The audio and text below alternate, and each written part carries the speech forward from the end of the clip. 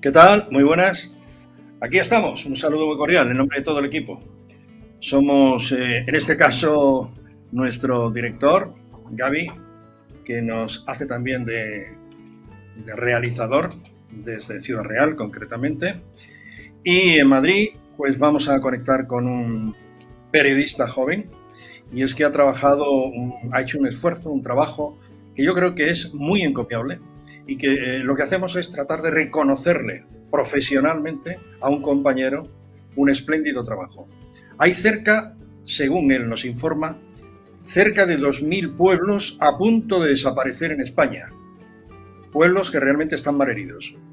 Así que vamos a saludar a Denis Escudero, que ha hecho su trabajo profesional en Televisión Española y que paralelamente ha ido tomando sus notas y finalmente se han convertido esas notas en un espléndido libro. La España que abandonamos. Nos visita para contarnos sobre esta obra informativo-literaria. Denis, ¿cómo estás? Muy buenas, José Luis. Pues muy bien, muchísimas gracias. Muy contento de compartir este rato con vosotros y muy agradecido de este tiempo que vamos a tener de charla. Sí. Bueno, pues para darle un poco de difusión al libro y al mismo tiempo al problema de la despoblación. Sí. Desarrollas una brillante labor como redactor del programa de Radio Televisión Española, Aquí la Tierra. Ha visitado y ha pateado algunos de los lugares menos poblados de nuestra España y que tienen su historia. Y él y sus vivencias podemos conocerlas un poquito más, a él y a esas experiencias que ha tenido. Ha sido acompañado de algún fotógrafo, ¿no? De algún compañero. Pedro Rolán, ¿puede ser? Eso es.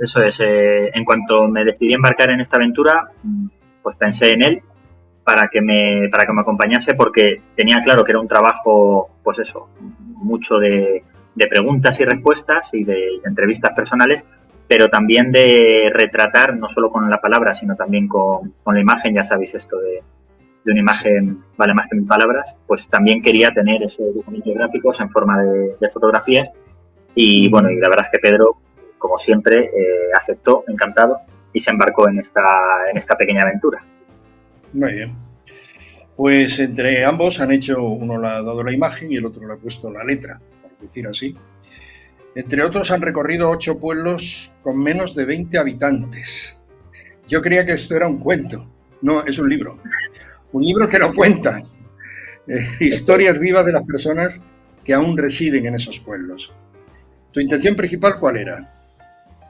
¿Contactar con esa gente que han seguido desarrollando su vida, que han aguantado el tipo, que han sobrevivido?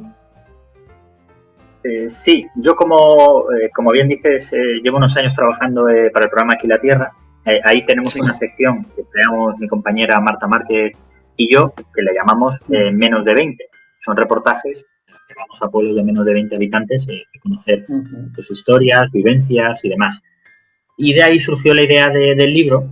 Entonces, ¿qué es lo que yo buscaba con este libro? Buscaba conocer esas historias, por supuesto, pero también darle voz, porque es verdad que, sobre todo en los últimos años, afortunadamente, se habla mucho de la España vacía, la España vaciada, cada vez más, pero creo que sigue habiendo un déficit de atención en la gente que vive en esa España vacía, que no lo está, o vaciada. Entonces mi intención con este libro era darle voz a esa gente, primero que se quedó, es decir, a esa gente que siempre ha vivido en esos pueblos, luego a la gente que se tuvo que marchar, bien obligada o bien porque porque le apetecía, como opción de prosperar, y a esa gente que se fue y luego ha vuelto, gente que con la jubilación, mucha gente pues decide retornar a sus raíces.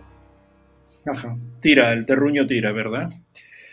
Posiblemente sea la gente que más fuerza puede tener a la hora de tirar de más gente, porque, claro, si la familia o una parte de la familia, sobre todo los más jóvenes, los que tienen posibilidades de encontrar trabajo y empezar algo distinto o algo nuevo, se marcha, pues cuando esos mayores, vamos a retratarlo en los padres, vuelven al pueblo, de vez en cuando los hijos, que ya pueden haber nacido en la ciudad grande, van a volver también, aunque sea en verano, para bañarse en el Pilón o donde haya.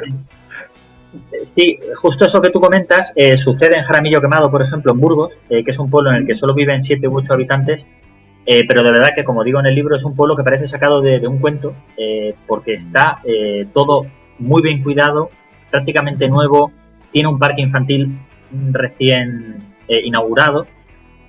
Claro, el alcalde decía, ¿qué tenemos que hacer? ¿Esperar a que vengan los niños y entonces construir el parque o construir el parque por si vienen los niños? Bueno, como tú dices, esa gente que vive ahí tiene familia más joven, esa familia joven va allí, muchos tienen hijos ya. Bueno, pues han creado ese parque, han construido ese parque infantil de juegos para que los niños cuando vayan allí por lo menos tengan ese buen recuerdo y digan, oye, recuerdo con cariño Jaramillo Quemado, me lo pasaba bien en verano, voy a ver. Lo que tú dices y esto que hablamos es verdad, pero también es verdad, como comentaba con algunos vecinos de Villarroya, que es complicado. ¿Por qué? Porque esa segunda generación, es decir, si tú has nacido en Villarroya y te has tenido que ir, es posible que vuelvas a Villarroya cuando te jubiles o cuando las circunstancias te lo permitan, porque te has quedado con casa, alguna casa familiar, o porque directamente has comprado alguna, como sucede, para volver. No nunca como una inversión, sino como algo sentimental.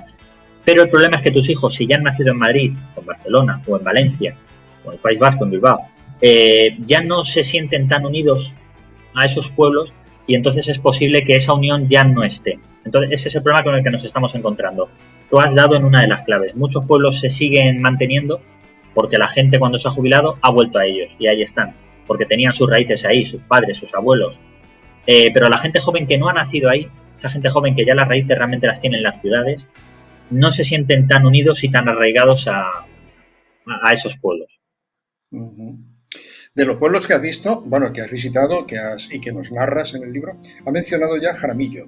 Si no te molesta, vamos a hacer una especie de pequeña mini resumen de lo que sería el recorrido.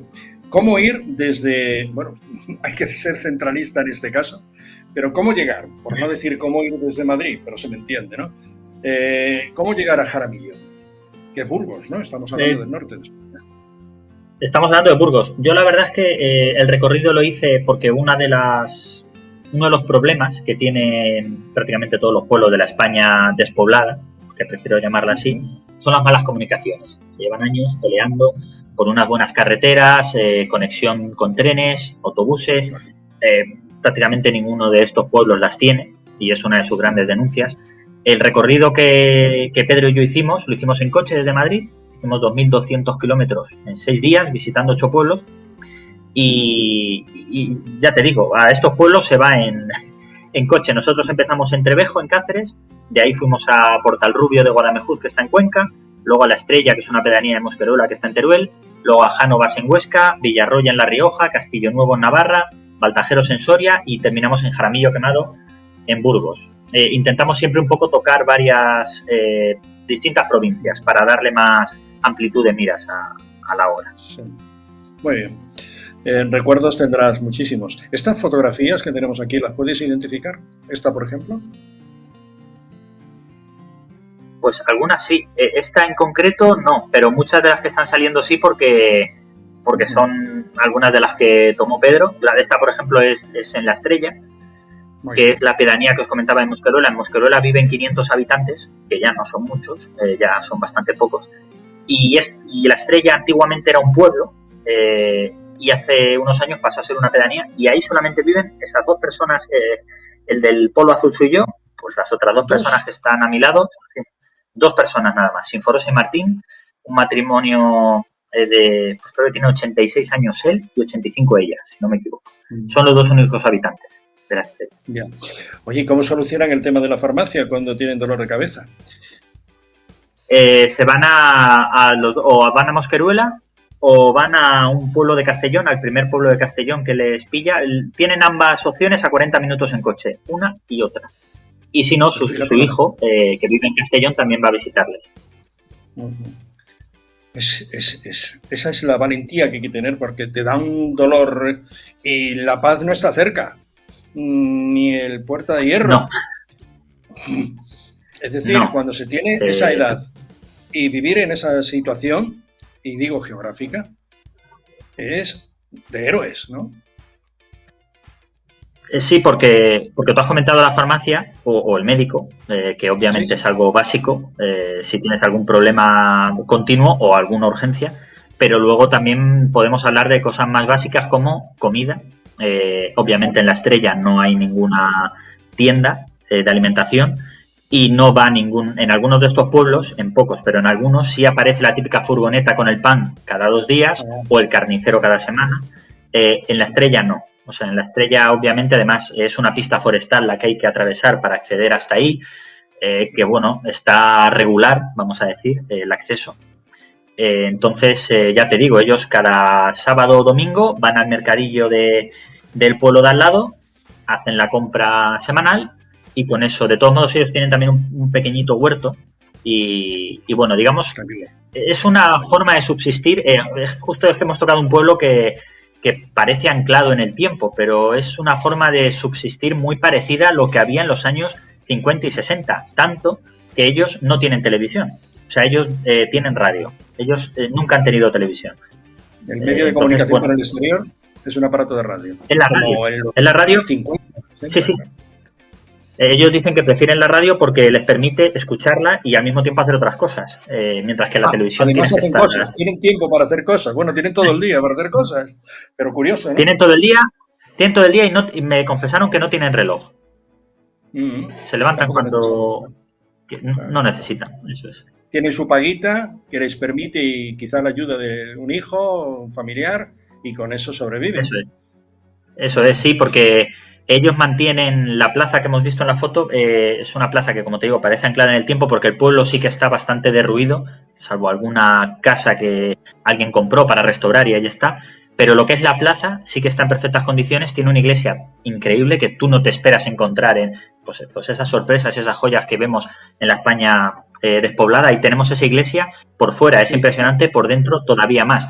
Sinforosa y Martín se encargan de mantener esa iglesia, porque hay una romería anualmente a La Estrella. Se sigue haciendo la romería a pie de Mosqueruela a La Estrella, que dura 3 días y son días de fiesta. Y bueno, el pueblo se mantiene gracias a ellos. De eso no cobran nada. Pero ahí está, que les sirve de argumento para sobrevivir, levantarse con ilusión. Vamos, que tenemos que hacer, que tenemos que organizar, que tenemos que ir. Claro. Estoy tratando de imaginarme a esas dos personas con más de 80 años cada uno de ellos, que realmente se necesitan. No creo que discutan mucho, aunque también es necesario de vez en cuando. Bueno, la historia de ellos, bueno, quiero decir, o sea, está claro que van a acabar sus días juntos. Sinforosa es la que es de La Estrella. Juan era de un pueblo de al lado. Y en realidad La Estrella creo que llegó a contar con 300 habitantes en su época de máximo esplendor. Como todas las poblaciones en los años 50 y 60 se fue vaciando y fue Sinforosa la que no se quiso mover nunca de ahí. Juan se quedó ahí con ella, obviamente por amor. Entonces, aparte de una historia de la España despoblada, es una de las historias más, de amor verdadero que podemos encontrar. Qué belleza de historias vivas, ¿no? Con personas que residen ahí y que de ahí no los va a mudar, no los va a cambiar, no los va a empujar ni el volcán que viniese desde La Palma. Muy bien. Sí. Contáis, la verdad es que historias, bueno, tú estás haciendo una síntesis y es sumamente atractivo. Trevejo, Cáceres, La Estrella en Teruel. Jánovas es Huesca, ¿verdad? Has dicho. Eso es. Tengo aquí Castillo Nuevo, trato de recordar porque puede haber personas interesadas. Castillo Nuevo, Villarroya, Jaramillo Quemado de Burgos, Baltajeros, no lo había oído nunca. Soria, ok. Portal Rubio. Pues Baltajeros, que yo tampoco lo había oído nunca hasta que fuimos a grabar con el programa y luego decidí volver para el libro. Tiene una de las 2 únicas iglesias fortificadas que hay en España. Es una iglesia que parece un castillo con sus almenas, o sea, es impresionante. Quiero decir, es ese patrimonio desconocido de la España olvidada, que tiene un patrimonio ya no solo histórico, sino cultural tremendo. Estas personas tan aisladas, porque realmente están aisladas, 2, 8, tienes otros pueblos, otros de 5, otros de 20, se encuentran realmente abandonadas de alguna manera, es decir, un poco olvidadas por lo que está pasando y por lo que oyen en la radio, porque oyen la radio al menos, como tú decías, como único medio de comunicación, y pasan cosas. ¿Cuál es su situación anímica en una o en otra dirección, tanto negativa como positivamente? Porque tendrá las dos caras como toda moneda, ¿no? ¿Cuál es su existencialismo, si se puede llamar así? ¿Dónde se agarran? Sí, me preguntaba si se sienten olvidados o abandonados. Sí. El sentir general es que, bueno, pues se olvidó a estas poblaciones, pero no de ahora. O sea, se olvidó, pues eso, en los años 70, en los años 80, que era cuando realmente se podía haber empezado a paliar un poco esta situación, porque obviamente ese éxodo rural que hubo en los años 50 y 60 era inevitable. El trabajo estaba en las ciudades, todos sabemos cómo se vivía. Todos sabemos, lo sabe la gente que vivió en esa época, pero los que nos hemos preocupado un poco por entenderlo, cómo se vivía en los años 50 y 60, era una economía de subsistencia, era una lucha diaria, aparece el trabajo en las grandes ciudades, estaba claro, ese éxodo era inevitable.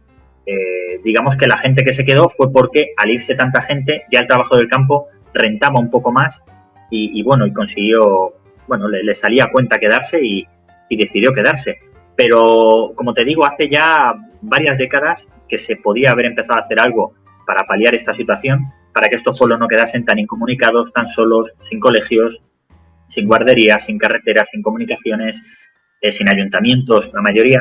Y los habitantes de estos pueblos se sienten olvidados. Ellos sí saben que cada vez aparece más en los medios términos como la España vacía, la España vaciada, se habla mucho de estos medios, pero realmente no piensan que se esté haciendo nada nuevo en los últimos años. Esto en cuanto a la gente mayor. La gente mayor, digamos que tiene poco a lo que agarrarse. Yo creo que ya tienen un halo de resignación que no se les va, es decir, ya no les va a desaparecer. Esto en cuanto a la gente mayor. La gente joven sí que tiene mucha más esperanza de que la cosa pueda cambiar, sí que te explican cómo podría cambiar. Y gente que ha abierto pues nuevos negocios allí, que ha apostado por recuperar una variedad de aceite de olivos milenarios, de llevar un bar, el bar del pueblo, de cultivar, me estoy acordando ahora en Portalrubio, Huete, que es el pueblo de al lado, me decían, gente joven que trabaja en el campo, es que no encontramos mano de obra, tenemos el pepino de Huete, que es lo más conocido, queremos ampliar otros cultivos como el tomate, pero nos falta mano de obra. Y me dijeron lo que se pagaba y se pagaba bien. Es decir, es un poco, es una contradicción. Yo creo que esta gente, la gente mayor ya está resignada y la gente joven dice, oye, se podría hacer algo para que esto no estuviera. Sí, están convencidos que se podría hacer algo, pero necesitarán la llave, no si ya solo pensando en la administración, es que estoy hablando de los vecinos. Es decir, agruparse de alguna manera, aunque haya distancias, pero agruparse de alguna forma. Es decir, crear una especie de mini cooperativa, algo así, por lo menos de autosuministro. Uno produce aceite, el otro leche, el otro el queso, el otro vegetales. Que se pudiese hacer algo así, que en principio sería para, vamos a decir, sobrevivir, pero para que no les faltase de nada.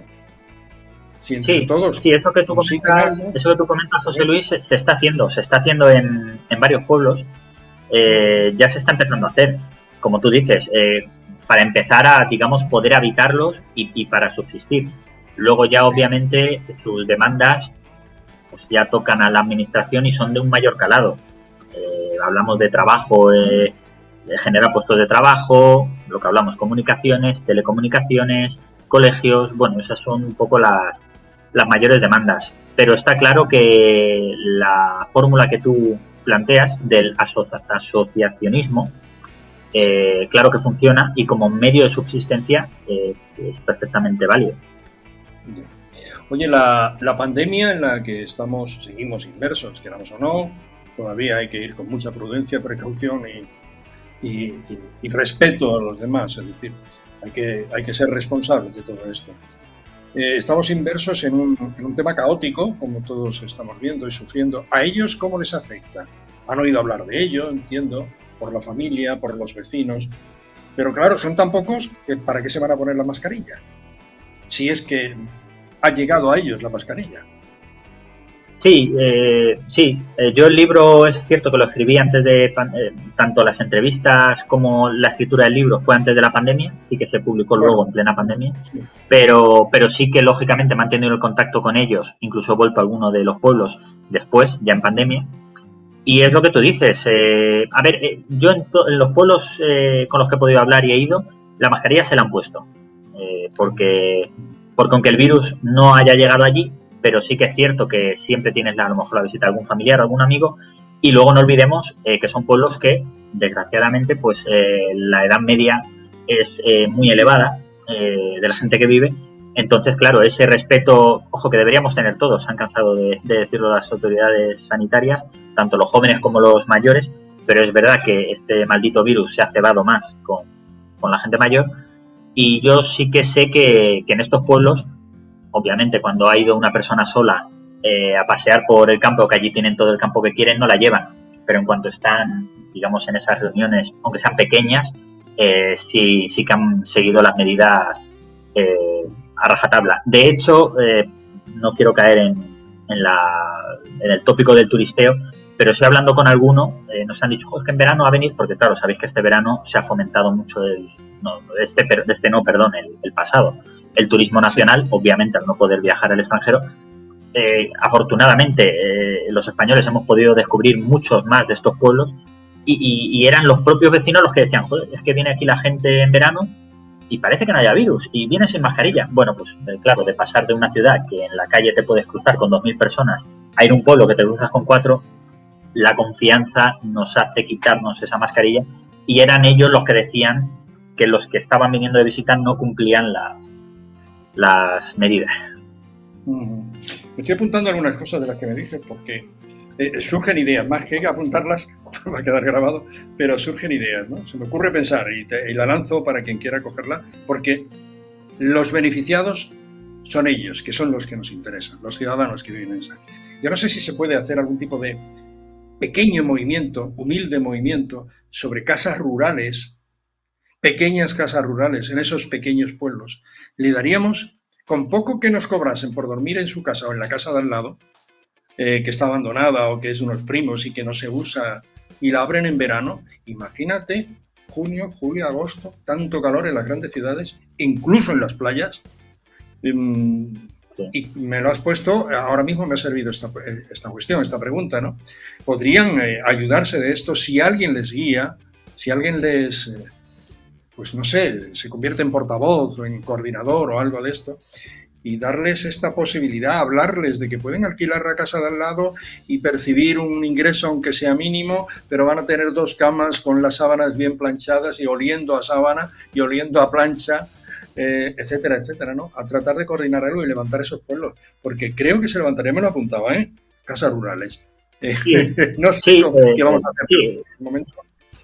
Sí, esto, José Luis, que tú comentas es interesante. Es cierto que ahí sí que tiene que entrar de lleno la administración con ayudas, porque la mayoría, te voy a decir por darte un porcentaje, el 80% de las casas de estos pueblos están en estado de ruina o derruidas o muy dejadas. Entonces sí que se tendría que hacer una restauración, pero con ayuda de la administración se podría hacer, y esta fórmula que tú planteas es fabulosa. Mira, Trevejo, que es el pueblo del que hablábamos en plena Sierra de Gata, en Cáceres, es cierto que Trevejo lo tiene fácil porque es uno de los pueblos más bonitos, ¿no? Llamado así de Extremadura y para mí de España, un pueblo medieval precioso con su castillo, que aunque esté en estado de ruina sigue teniendo es imponente. Trevejo tiene 7 habitantes y creo que ya va por las 7 habitantes y ya va por las 8 casas rurales, 4 apartamentos. Según tengo entendido, se están abriendo 2 casas rurales más. Es decir, que va a haber más casas rurales que habitantes. Y bueno, todo esto es gracias pues a la maravilla de pueblo que es, a las vistas que tiene, a las posibilidades de rutas. Bueno, está claro que el alojamiento y el turismo rural es una de las soluciones para estos pueblos. Pero hay muchas más. Yo en el libro hago referencia al programa Enviado Especial de la Sexta con Jaime de la Serna. Ellos hicieron un programa, a mi entender, fabuloso, en el que comentaban cómo se había luchado contra la despoblación en las tierras altas de Escocia, que te aseguro que ahí la comunicación está peor que en España. Si en España hay sitios mal comunicados, allí en Escocia, las tierras altas, es más complicado todavía. Pues desde los años 50 se dieron cuenta de que estaban empezando a despoblarse y decidieron hacer algo para evitarlo, para evitar esa despoblación, porque una vez llegas a un punto ya no hay retorno. Y algunas de las claves que dan en el programa yo las cuento en el prólogo del libro porque me parecen factibles. Vamos tarde en España, pero todavía se podría hacer algo. ¿Cuáles son? Pues internet y cobertura de teléfono, autoconsumo, que es lo que hablábamos antes, lo que tú comentabas, turismo rural, que es lo que acabo de comentar. Por ejemplo, una cosa que es una tontería, pero la asignatura de agricultura y ganadería como optativa, ¿para qué? Para asegurar el relevo generacional en el campo. Y esto es importantísimo para estos pueblos de los que nos referimos. Y por último, por ejemplo, ahora con las nuevas tecnologías, tú y yo no estamos en la misma ciudad, pero estamos haciendo esta entrevista a tiempo real, bueno, pues desde cualquier lugar. Quiero decir, ya está un poco anticuado que la gente de los pueblos, porque las universidades estén en las grandes capitales, tengan que ir a las grandes capitales, porque además lo lógico y fácil es que ya se queden allí en las grandes capitales a trabajar. Cuando con las nuevas tecnologías que se puede estudiar una carrera en el pueblo y es más fácil que ya puedas, si tú quieres, quedarte en el pueblo a trabajar. Entonces, bueno, son medidas que también se podrían haber estado aplicando en España desde hace mucho tiempo, pero desde luego hoy por hoy se pueden aplicar. Estoy seguro que van a llegar, a mí me parece que eso va a llegar. Tú has puesto en marcha una maquinaria con este libro y en la medida en que podamos cuenta con nosotros porque no vas a estar solo, si fuera necesario, pero tú has puesto en marcha algo que mucha gente puede engancharse. Lo mismo que nos hemos enterado nosotros de la publicación de tu libro, nos ha llamado la atención, porque era un tema que queríamos hacer, pero mira por dónde nos lo has servido en bandeja. Es decir, nos lo has guionizado tú y nos estás dando los contenidos. Hay gente, o puede haber gente, que quiera huir de la congestión metropolitana. Quisiera hablar de todo esto también. Esa huida al aire limpio, a la convivencia con la naturaleza. Hay mucha gente que cada vez está más sensibilizada con esto. Quizá antes no tanto, pero dada la situación relacionada con el mundo de la salud, el COVID, la abundancia de las grandes ciudades, abundancia no en el sentido positivo, desgraciadamente, sino la gente, somos muchos, somos más, y no sé si somos mejores, pero si retrocediésemos en el tiempo, seguramente seríamos mejores. ¿Por qué? Porque hemos tenido una situación. Hemos vivido bien, hemos ido a mejorar, pero la cosa ya no es lo que era y habrá que volver donde se estaba. Se da la vuelta, se hace el círculo totalmente, no digo en la generalidad, pero habrá mucha gente que pueda, escuchándonos ahora y con su imaginación y sus dotes, pueda montar allí algo. Es decir, pues me cojo una casa de estas, se puede adquirir una casa de esas, no será por mucho, si no se compra se alquila, se mejora y se tiene para sobrevivir, para vivir o para disfrutar. Y cuando lo has, no sé, yo estoy haciéndome una película. Esto es como el sistema capitalista, que yo digo siempre, ¿no? Digo, vamos a ver, pero es que en el sistema capitalista hay otros, el otro que conocemos. El sistema capitalista me permite comprarme una bicicleta y comprar otra para alquilarla. Es decir, el acceder a una vivienda de estas y a continuación desde esa hacer la otra. Así es que la cosa es sencilla, solo es darle una vuelta a la cosa y empezar a generar, y uno por un lado, otro por otro, la pequeña cooperativa. Ahora tú dices, lo interesante sería que la administración más cercana de alguna manera resurgiera. Digo resurgiera porque en muchos casos ha desaparecido, hay un alcalde pero que tiene 5 vecinos. Es decir, la convivencia, la armonía y el ánimo solidario de tirar todos para adelante, cada uno aportando su pequeño grano de arena, pues yo me puedo imaginar en un pueblo de estos pequeños, pues haciendo esto mismo que estoy haciendo. Y al terminar, en lugar de encontrarme los coches y tengo dificultades para cruzar la Gran Vía y salir corriendo para coger el metro porque llego tarde o el autobús, pues tranquilamente salgo con mis zuecos o mi chándal o mis zapatillas a caminar, sacar el perro, no me molesta a nadie, puedo soltar el perro, no molesta a nadie. Me estoy poniendo bucólico, me estoy poniendo melancólico, no sé cómo me estoy poniendo, pero me va gustando, me imagino. Es tal y como tú lo cuentas, es tal y como tú lo estás contando ahora mismo, Por supuesto que es factible, por supuesto que se puede hacer. A ver, es cierto que la pandemia le ha abierto los ojos a mucha gente. También es cierto que antes de la pandemia ya nos encontramos con muchos casos de gente que estaba muy cansada, muy saturada de las ciudades. Las ciudades tienen muchas cosas buenas, pero también tienen muchas cosas malas. Y yo recuerdo hablando con Amadeo, que es un tabernero que está en Madrid, pero él es de Burgos. Él me decía, las ciudades cada vez tienen más gente, pero te hacen sentir más solo. Y es cierto, yo creo que es así. Entonces, por supuesto, con la pandemia, como tú has dicho, le damos mucha más importancia a la situación sanitaria y hemos descubierto que a lo mejor hay un tipo de vida que no es vida o no es tan vida como nos creíamos. Pero antes de la pandemia ya había mucha gente que estaba dándose cuenta de que en los pueblos se puede vivir muy bien.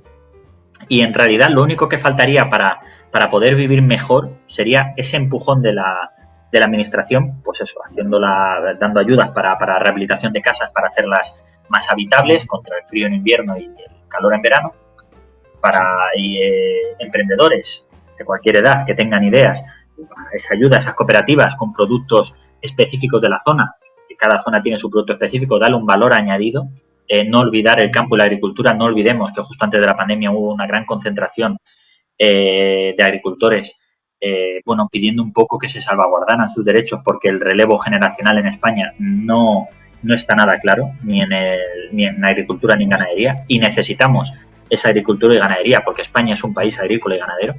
Bueno, pues todo esto se resume en no dejar abandonados estos pueblos y en lo que tú has dicho, que es un poco soñar despierto, pero que en realidad es muy, muy fácil. Muy bien. Bueno, pues me encanta, en fin, que hayas puesto en marcha la publicación de tu libro, los preparativos, la edición, la publicación, y en la medida que pues, nos puedas necesitar, estamos a tu entera disposición. Tú querías que en este libro aparecieran personas contando su historia, hablando de cómo fue ese éxodo y por qué ellos se quedaron. Tú has dicho que en algunos casos, es verdad, se quedaron porque se tenían que quedar porque no se podían ir, y otros porque lo eligieron de modo particular. Esto de sacar a personas mayores de sus raíces, donde han nacido sus padres, sus abuelos, sus padres, ellos, sus hijos y sus nietos, es difícil arrancarlos, ¿no? Sacarlos de ahí. Entonces hay que ir a ellos, porque ellos difícilmente no tienen ni medios ni ganas para venir a la civilización, ¿no?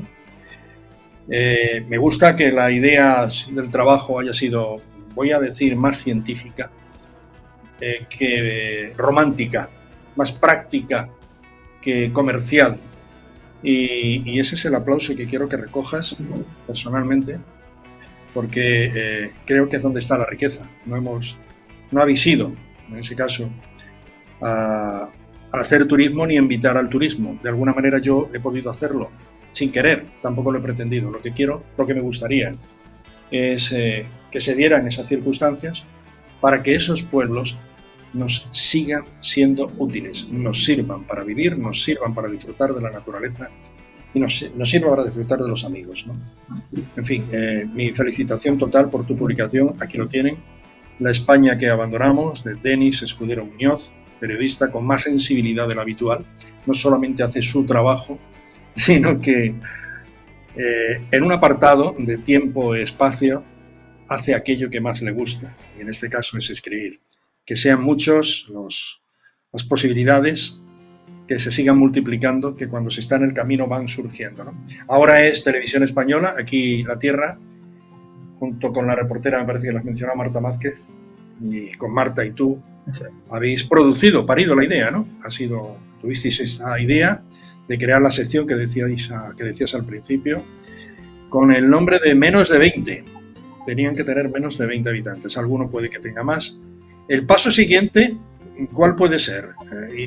Darle la vuelta totalmente, iros a la gran ciudad, a las macro construcciones que también tienen su miga, y seguramente dando la vuelta al círculo podíamos enlazar una punta con la otra. Pues podría ser. La verdad es que si quieres que te sea sincero, no es normal que al sacar un libro la gente siempre te pregunta, oye, ¿y qué viene después? Y la verdad es que no. Este libro lo escribí hace 1 año y medio ya, pero todavía no he pensado demasiado sobre el siguiente. Es verdad que siguiendo con este tema sería muy fácil.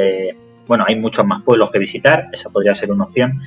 Otra podría ser revisitar estos pueblos dentro de 5 o 10 años y ver realmente si siguen en pie o no, y si siguen en pie, cómo lo han conseguido.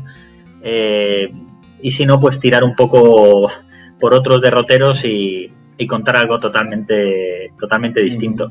La verdad es que ha sido tan intenso, pues eso, la labor de, pues un poco de documentación, tanto el viaje, las experiencias vitales con la gente, un poco también lo comentaba hace poco con una amiga, la presión, porque aunque parezca una tontería, yo creo que todos aquellos que escribimos tenemos, vamos, yo por lo menos es mi caso, algo de presión añadida, y encima este libro no es de ficción.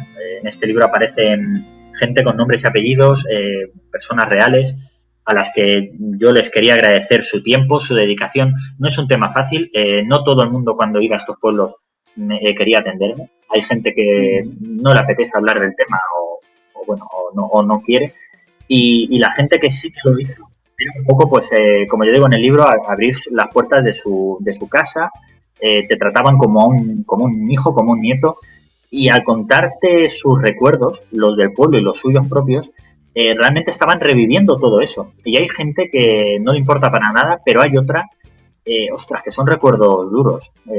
Fueron años difíciles. Yo recuerdo a Goya, una mujer mayor de Trevejo, que recordaba cómo a su madre la mató un rayo. Bueno, son recuerdos muy duros de años muy difíciles. Ha habido gente que lo ha pasado mejor, pero ha habido gente que ha peleado mucho y ha ido día a día. Entonces, yo sí que sentía que tenía una deuda con toda esta gente que aceptaba que le entrevistara.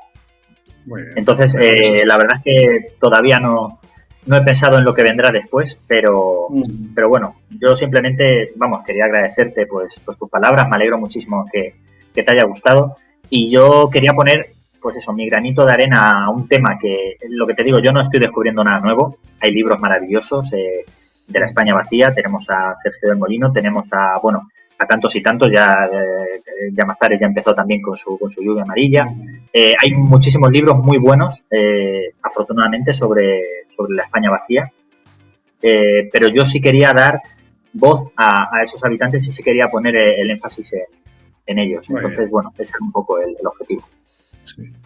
Pues para terminar nuestro encuentro, que se repetirá cuando tú lo tengas a bien, quisiera que cerrásemos esta entrevista, esta charla, hablándonos de Jánovas, porque esta ciudad tiene historia y tiene mala leche. No la ciudad ni los ciudadanos, sino, pero quiero decir, aquí ha habido malas intenciones. O sea, Jánovas, Huesca, pueblo que en los años 50 obligaron a los ciudadanos,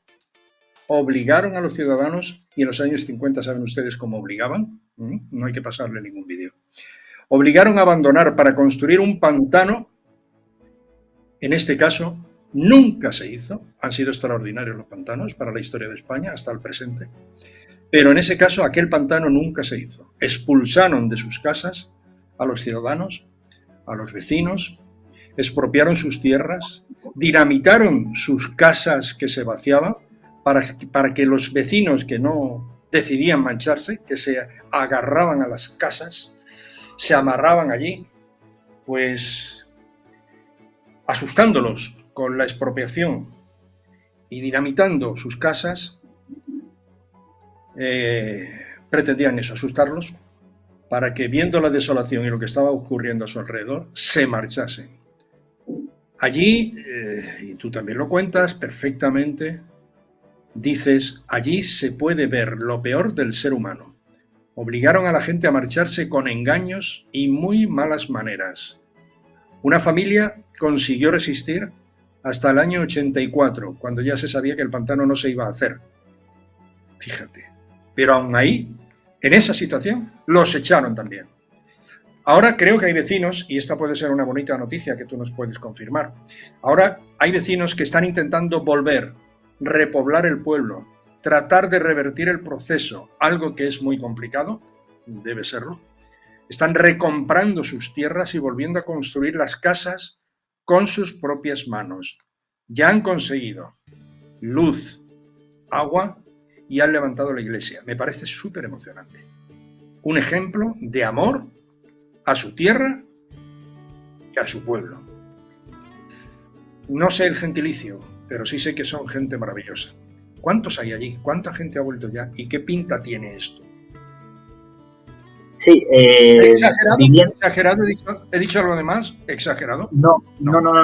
Has hecho un resumen perfecto, es así. Ahora mismo viviendo, hasta donde yo sé, todavía no hay nadie. Casas levantándose, hay 3. Creo que ya había 2 levantadas y una que está en ello. Son varios vecinos los que quieren volver a Jánovas. Estamos hablando de una decena o más perfectamente. Sí, tú has dado con la frase, que yo creo que es la importante, que la puse en el libro, que es que en Jánovas se ha podido ver lo peor del género humano. Bueno, no pasó solo en Jánovas, pequeño pueblo en Sobrarbe, Fiscal, a orillas del río Ara, una maravilla, en el Valle del Ara, en Huesca, precioso. Es un sitio en el que, de verdad, no pasa el tiempo. O sea, tú puedes estar allí contemplando el río, el pueblo, y el tiempo parece que se ha detenido y da igual las horas que estés. Esto, como tú comentabas, sucedió en muchos pueblos de España. En los años 50 se tenía que hacer pantanos y, bueno, digamos que algunos eran necesarios y otros no tanto, pero siempre estaban por ahí los intereses, bien de la administración, que en esos tiempos sabemos que estaba la dictadura, bien de las eléctricas. Aquí se conjugó un poco todo, había interés por parte de la dictadura y también de la eléctrica. No se llegaron a poner de acuerdo sobre el trozo de pastel que se iban a repartir y digamos que antes de estar seguros de que se iba a hacer, como tú bien decías, ya se estaba echando a la gente de sus casas. Ojo, estamos hablando de Jánovas, que era un pueblo dentro de la vida que se llevaba en esos tiempos, que lo hemos hablado antes, bastante próspero, tan próspero que me contaba el vecino al que entrevisté, Jesús Garcés, el último habitante, hijo de la última persona que habitó allí, nos comentaba que había gente que tenía, incluso gente contratada para que le vigilara las ovejas, es decir, que podían permitirse el lujo incluso de no madrugar. Fíjate lo bien, entre comillas, bien que se vivía allí en aquella época. Normal que la gente, además un paisaje espectacular, no quisiera marcharse de allí, pero como tú has comentado, con engaños, bueno, ofreciendo cantidades de dinero a los que interesaba más, cuando esos ya se habían ido, pues al resto les pagaban ya menos, porque decían, oye, que aquel ya se ha ido, ¿cómo no te vas a ir tú? Bueno, estamos hablando de que empezaron para la gente que se arrepentía, decía, ostras, no, yo quiero volver. No se lo permitieron, detonaban las casas. En cuanto una persona abandonaba una casa, la detonaban. Y claro, te preguntarás, pero hombre, la detonarían sin gente en el pueblo. No. De hecho, los vecinos cuentan que había veces que les llegaban las piedras de las propias detonaciones a los niños. Cuando iban a empezar las detonaciones los escondían para evitar, pues eso, que sufrieran el impacto de alguna piedra. Allí había un colegio en el que asistían bastantes niños. Un día el empleado de la eléctrica encargado de velar porque ese pueblo se vaciase, entró a la clase, cogió a la maestra de los pelos y la arrastró. De la clase solo cuentan los niños, es una imagen, imagínate, tú tienes 7, 8 años y ves cómo alguien vestido de uniforme entra en la clase, coge a tu maestra, que en aquellos tiempos y hoy también, pero aquellos más, los maestros, bueno, pues era tu maestra. Claro, sí. La coge del pelo, la arrastra de clase y la saca. Bueno, es un poco la muerte de la cultura, ¿no? O es un poco sí, el asesinato de la cultura, un poco esa imagen. Y la persona que me lo contaba decía, yo tengo grabada, yo veo esa imagen como si te la estoy contando y es que la estoy viendo y yo me puedo imaginar que esa imagen sea de las que se te queda grabada ya para siempre. Y así pasó. También, esta es la fuerza de la pasión y del amor por los pueblos. El primer lugar que rehabilitaron en Jánovas no fue la iglesia, que ya está rehabilitada y han traído la campana de otro pueblo al que se la tuvieron que llevar para que no se perdiera. La iglesia está rehabilitada, pero el primer edificio que rehabilitaron fue la escuela. Y la escuela, ya rehabilitada, un edificio que les ha quedado precioso, es lugar de reunión en el que la gente que vaya allí puede descansar, hay una cocina, se reúnen. Entonces, bueno, es un poco esa lucha por recuperar ese ese símbolo.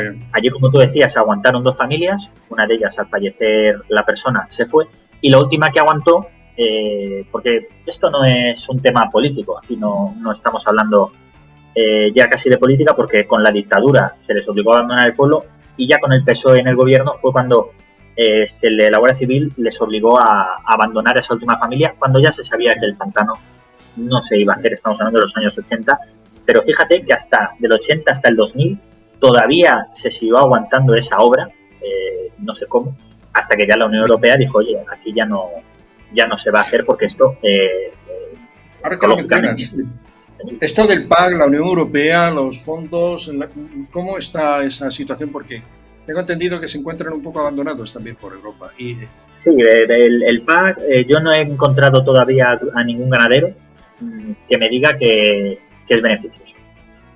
A lo mejor a lo mejor ha sido casualidad, pero me dicen que no funciona. Me dicen que no es la forma. No es la forma. O sea, en la clase política a nivel nacional, regional, local, en la agenda no está. Estos temas no están ahí. Sí nos alegramos de que al menos estén en las agendas mediáticas. Es tu caso, y en este momento el nuestro, y de tantos compañeros que están trabajando en esa dirección, redactando libros, redactando informes, etcétera, etcétera. Posiblemente la agenda mediática tenga que estar aún más repleta y tengamos que castigarle los oídos a algunos. No estaría mal. Ha habido, y si estábamos terminando nuestra entrevista con este subidón por el dramático caso de Jánovas, podemos acariciar un poco el futuro pensando en casos como el de Teruel, donde sí la política se ha impuesto. Se ha impuesto y ha sacado a su pueblo adelante. Teruel existe. Gracias. Me emociona. A 20.000 votos de los turolenses. Esto hay que seguir por ahí. Este es el camino. Algo impensable hace unos años, porque ahora sí, como te digo, ahora sí, pero en los años 80 y 90 estas asociaciones Soria ya, pero él existe, eran consideradas, reductos muy pequeños, digamos unas voces que era fácil callar, pero claro, como tú dices, esos 20.000, esos votos ya le permiten participación en el Congreso, y ahora Teruel existe, está alzando la voz, y aunque desgraciadamente creo que todavía se habla más de lo que se hace, porque yo es como he comentado en alguna entrevista, yo creo que el tema de la despoblación es una patata caliente para los políticos.